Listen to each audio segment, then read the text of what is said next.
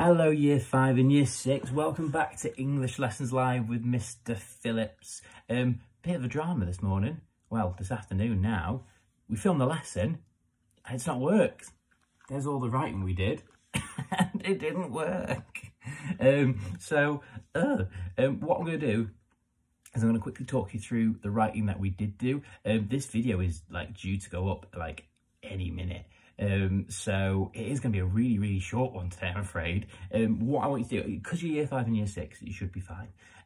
What I want you to do today is I really want you to look at the model that we've got, okay? I'm going to get you to look at the model really clearly, and I want you to try and break it down and have a little go at writing this plot point yourself. Unfortunately, there's literally not enough time for me to redo the lesson again and upload it and have it ready for your lesson time. I'm so sorry about that. Don't know what's happened. I've recorded it, 30 minutes later, gone.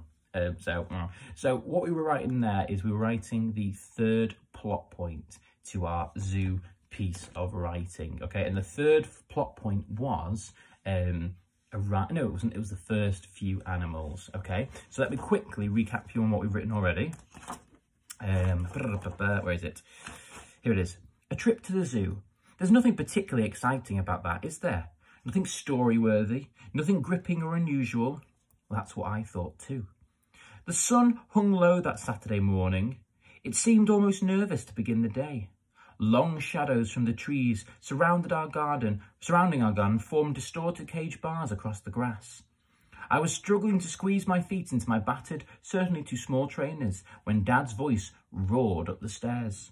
"Come on, monkey brain," he screamed affectionately. "Get a move on, or we'll leave without you." Looking back now, I wish that he had. Eventually, oh no, that was today's piece of writing. We had journeyed roughly half a mile down the road before running into a solid wall of traffic. "Oh, well, this is..." Dad growled under his breath. Rather than finish his sentence, he pounded the car's horn repeatedly. He reminded me of an ape sometimes. The whole ordeal seemed to last for hours. All the while, Dad honked the horn, Mum tutted inside, and Harry, who seemed to be going for the gold medal in the annoying Brother Olympics, kept prodding and poking me. A swift punch soon ended that. "Don't hit your brother," threatened Dad. "Don't hit your brother," squawked Mum. "Don't hit your brother," beamed Harry, his face splitting into a large grin. And then today, we wrote an absolutely fantastic paragraph on the third plot point. So we were trying to use subjunctive form today, which I'll point out. We were trying to use dialogue punctuated correctly, and we were trying to use something that I've called a Penfold sentence, which is an example of a sentence from the book Where the World Turns Wild by Julia Penfold, okay? Let's just have a quick look at what we've done today. So, first of all, we thought about a linking sentence, so a sentence to join our last paragraph to our next paragraph. So I went with eventually, comma, we arrived and I was able to escape the captivity of the car. Again, captivity of the car, figurative language, linking back to zoos. Mum asked us what we wanted to do first as we approached the blackened metal arched gates of the zoo. So we were using, subordinate clauses there, and the blackened metal arched gates of the zoo, trying to give an imposing, not very positive impression of the zoo. Then we looked at dialogue. "Food court," yelped Harry, remembering to start on a brand new line, capital letter, punctuation. We also said that food court was a really good example of showing character through dialogue, but we didn't need any more than that. Just "food court," yelped Harry was enough to show that character. Almost instantly, my eyes rolled, a nice short sentence there. If he were any greedier, we could leave him in the hippo enclosure. Well, there's our subjunctive form. If he were any greedier. If I were, if he were. Not if I was or if he was. If I were something, then something. So that was an example of dialogue and subjunctive. If he were any greedier, we could leave him in the hippo enclosure.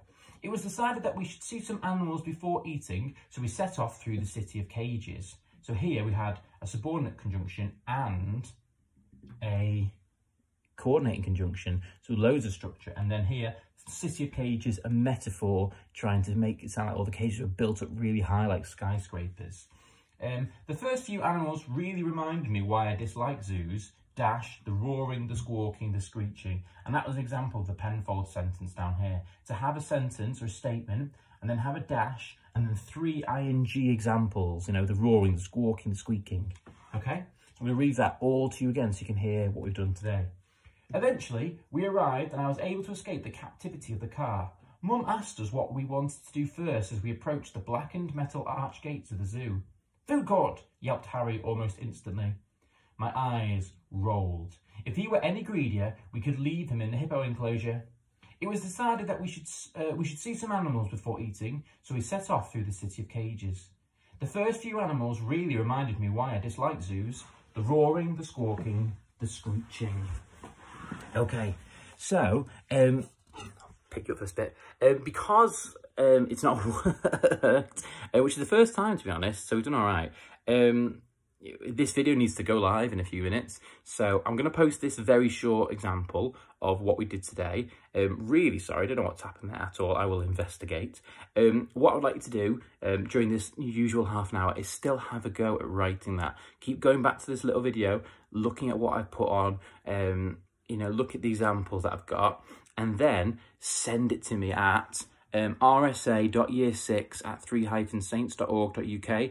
Get someone to send it to me, and I will make sure I give some really detailed feedback on any Year 5 and Year 6 piece of writing from today, to kind of make up for the fact that the video's not been very long, okay? I'm going to record your reading session now, so that it's definitely ready to go for tomorrow. Sorry again about that Year 6 and Year 5. Can't wait to see what you come up with. Thank goodness it's happened to you guys, because at least I know you guys can kind of get on independently and have a little go. If you're really stuck, just kind of use my model and just kind of change little bits of it, and at least that way on Wednesday you'll be ready to do the next plot point with us and you won't be a step behind. Okay, well done guys. Team Year 6 and Year 5. See you later.